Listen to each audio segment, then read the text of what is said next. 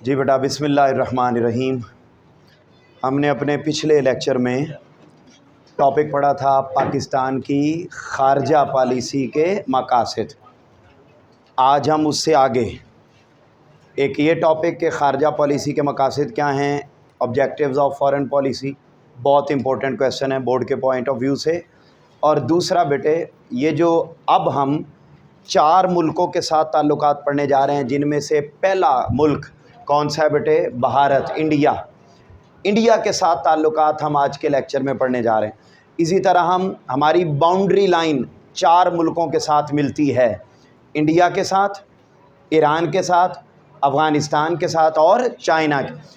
इन चारों मुल्कों के साथ जो ताल्लुकात हैं वो बहुत बहुत इम्पोर्टेंट क्वेश्चन है। लिहाजा ये बेटे हर टॉपिक जो आता जाएगा इसको आपने बड़ी तवज्जो के साथ सुनना भी है, नोट भी करना है, ताकि आपको चीज़ें याद हो जाए। और बहुत आसान, अगर आप बेटे लेक्चर तवज्जो के साथ सुनते हैं और उसके साथ साथ हेडिंग्स को आप फिंगर टिप्स पे याद कर लेते हैं, आपके लिए इसके अंदर का टेक्स्ट लिखना कोई मुश्किल काम नहीं। अच्छा, आपको लॉन्ग क्वेश्चन आएगा बेटे पाकिस्तान और भारत के ताल्लुकात। जब आपको ये लॉन्ग क्वेश्चन आए तो आपने शुरू में बेटे कुछ इजाफी हेडिंग्स हैं जो लिखनी है। मसलन आपने बेटे सबसे पहले इस लॉन्ग क्वेश्चन के शुरू में भी ख़ारजा पॉलिसी की तारीफ़ लिखनी है। शाबाश, जल्दी से नोट कर लें ताकि आपको याद रहे। अपनी बुक के ऊपर ही इजाफी हेडिंग के तौर पर नोट कर लें। डेफिनेशन ऑफ फॉरेन पॉलिसी, ये बेटा डेफिनेशन ऑफ फॉरेन पॉलिसी आपने शुरू में इस लॉन्ग क्वेश्चन को अटैम्प्ट करते हुए भी लिखनी है। शाबाश, ये आपकी इजाफी हेडिंग होगी पहली। और इसकी तारीफ़ क्या है वो मैं आपको लिखवा, ऑलरेडी बुक में मौजूद है, आपने वही इसकी तारीफ़ लिख देनी है। उसके बाद बेटे अगला आपने जो लिखना है वो लिखना है ख़ारजा पॉलिसी के मकासद, ऑब्जेक्टिव्स ऑफ फॉरेन पॉलिसी। अब इसके अंदर बेटे आपने पूरा पिछला लॉन्ग नहीं लिखना, सिर्फ आपने जो 4 हेडिंग्स हैं, वैसे तो मैंने आपको ज़्यादा हेडिंग्स लिखवाई हैं ना, लेकिन आपने सिर्फ इसमें बुक वाली 4 हेडिंग्स लिखनी है बस। बोल दीजिए कौन कौन सी हेडिंग्स है बुक वाली? पहली बोलिए। शाबाश, नजरिया पाकिस्तान का तहफ़्फ़ुज़। नंबर 2 कौमी तहफ़्फ़ुज़। नंबर 3 सकाफ़त का फ़रोग़। और नंबर 4 माश। ये 4 बेटे सिर्फ पॉइंट्स आपने इसके अंदर लिख देने हैं। आपको क्लियर हो गई बात बेटे? कोई प्रॉब्लम तो नहीं है? अब आ जाएं अपनी बुक पर, और बुक की पहली लाइन जहाँ से ये टॉपिक शुरू हो रहा है वहाँ पर आपने पहली हेडिंग लिखनी है नेबरिंग कंट्री, हमसाया मुल्क। नेबरिंग कंट्री, इंग्लिश वाले, नेबरिंग कंट्री, हमसाया मुल्क।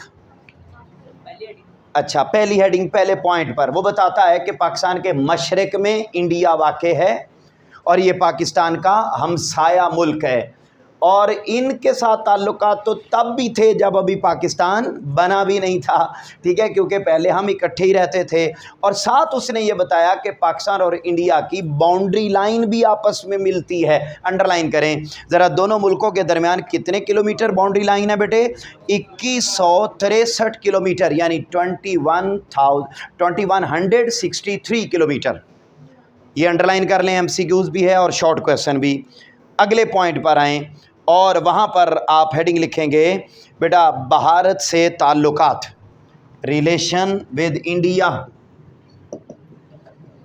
भारत से ताल्लुकात कहता है जब से पाकिस्तान बना है भारत के साथ हमारे ताल्लुकात अच्छे, बोलिए ना, नहीं हैं, अच्छे ताल्लुकात नहीं हैं। लेकिन मुख्तलिफ अदवार में कोशिश की जाती रही है कि दोनों मुल्कों के दरमियान ताल्लुकात अच्छे हो जाएं, और मुख्तलिफ लोग दोनों मुल्कों को समझाते रहते हैं कि लड़ाई लड़ाई माफ़ करो, अलहदा कर साफ, ठीक है, कोशिश करते रहते हैं कि ये ताल्लुकात बेहतर हो जाएं। और अगर हो जाते हैं तो डेफिनेटली दोनों मुल्कों के लिए इसके अंदर बेहतरी मौजूद है।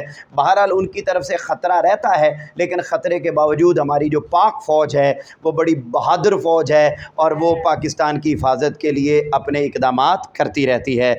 अगले पॉइंट पर है और वहाँ लिखें पहली जंग, फर्स्ट वॉर, पहली जंग। ताल्लुकात चूँकि दोनों मुल्कों के साथ अच्छे नहीं हैं, इसीलिए जब से पाकिस्तान बना आज के दिन तक हमारे और इंडिया के दरमियान 3 बड़ी जंगें हो चुकी हैं, जिनमें बेटा पहली जंग अंडरलाइन करें 1948 में हुई। बहुत इंपॉर्टेंट एमसीक्यूज है, अंडरलाइन कर लीजिए। 1948 में फर्स्ट वॉर हुई इंडिया के साथ और वो पानी के इशू पर हुई थी। लेकिन बेटे हमारे, अंडरलाइन कीजिएगा ये भी बेटा, हमारी पाकिस्तानी अवाम ने और ट्राइबल जो अकवाम है, ट्राइबल्स, उन्होंने, जिनको आप कबाइल बोलते हैं, उन्होंने अफवाज के साथ मिलकर बेटे इस जंग को जीता और इसमें खुसूसी किरदार अदा किया। और पाकिस्तानी फ़ौज जो थी और पाकिस्तानी अवाम जो थी वो श्रीनगर तक पहुंच गई और श्रीनगर तक के इलाके को आज़ाद करवा लिया। ये बेटे अंडरलाइन कर लें। ये जो आज़ाद कश्मीर है, जहाँ पर आजकल आप गर्मियों की छुट्टियाँ मनाने जा रहे हैं और आप घूमने जाते हैं और वाटरफॉल्स देखते हैं और मुख्तलिफ़ चीज़ें इंजॉय करते हैं, ये कश्मीर का इलाका 1948 में हमें मिल गया था। ठीक हो गया, श्रीनगर तक, ठीक है, हुआ है। वहाँ पे रहती हैं वो आज श्रीनगर में? अच्छा, कश्मीर में रहती हैं, ठीक हो गया। चलो फिर इसका मतलब ये है कि हमने जब भी जाना होगा तो हम आपसे रब्ता कर लेंगे। तो वो फिर नानो आपको मानने से ही इनकार कर देंगी, ठीक, कि आपको तो हम जानते ही नहीं हैं। तो उन्होंने वहाँ तो नहीं कहना कि आप छुट्टियाँ करती हैं इसलिए हम नहीं जानते। अच्छा, आगे चलें बेटा, अगला लिखें, मसला कश्मीर का हल, सॉल्यूशन ऑफ कश्मीर इशू। मसला कश्मीर का हल, सॉल्यूशन ऑफ कश्मीर इशू। फिर कहते हैं कि दोनों के दरमियान लड़ाई की सबसे बड़ी वजह वो मसला कश्मीर है और उसका मसला कश्मीर को हल करने के लिए बेटे मुख्तलिफ़ औकात में मुख्तलिफ़ इक़दाम किए गए। अंडरलाइन करें, अक़वाम मुत्तहिदा का एक इदारा है सलामती कौंसल, अंडरलाइन कीजिए। भारतीय वज़ीर आज़म पंडित जवाहरलाल नेहरू ने सलामती कौंसल में जंग बंदी की करारदाद मंजूर की और वादा भी किया कि अब पाकिस्तान और इंडिया के दरमियान कश्मीर के इशू पर कभी भी लड़ाई नहीं होगी। लेकिन इसके बावजूद भी वहाँ पर लड़ाई रहती है। फिर बेटे इसी पॉइंट में जहाँ 1965 लिखा हुआ है, वहाँ आप हेडिंग लिखेंगे दूसरी जंग, सेकेंड वॉर,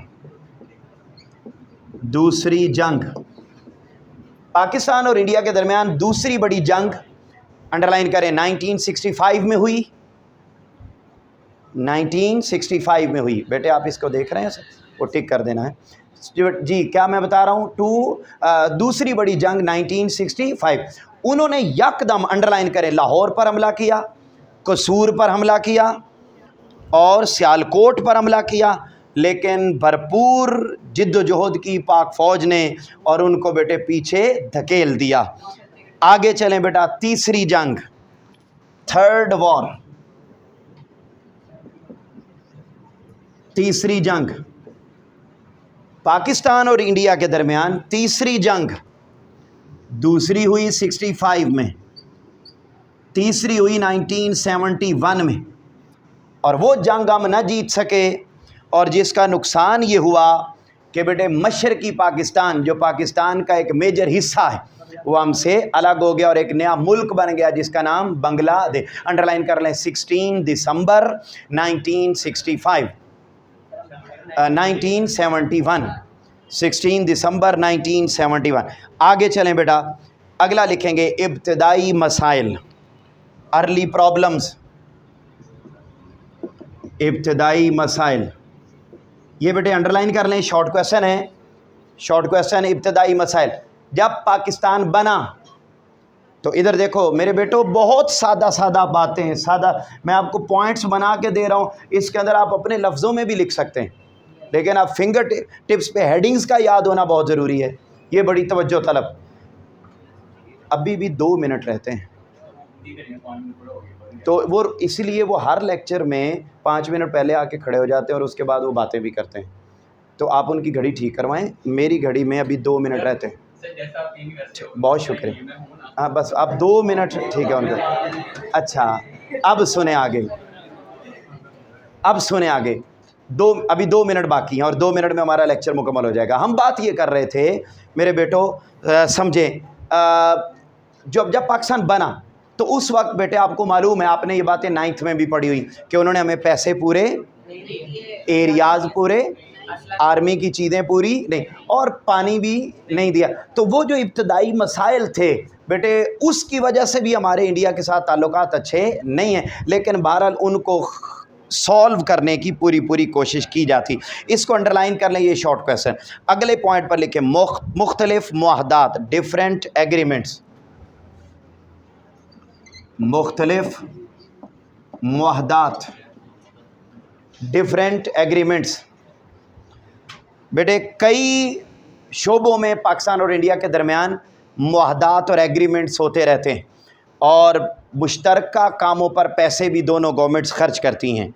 अगला पॉइंट, खुशगवार ताल्लुकात, प्लेजेंट रिलेशंस,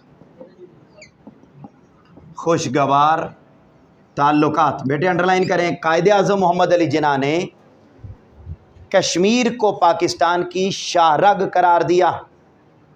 जब बेटे शाहरग करार दिया तो वो कहते हैं कि पाकिस्तान और इंडिया के साथ ताल्लुकात तब ठीक होंगे जब कौन सा मसला हल होगा, मसला कश्मीर।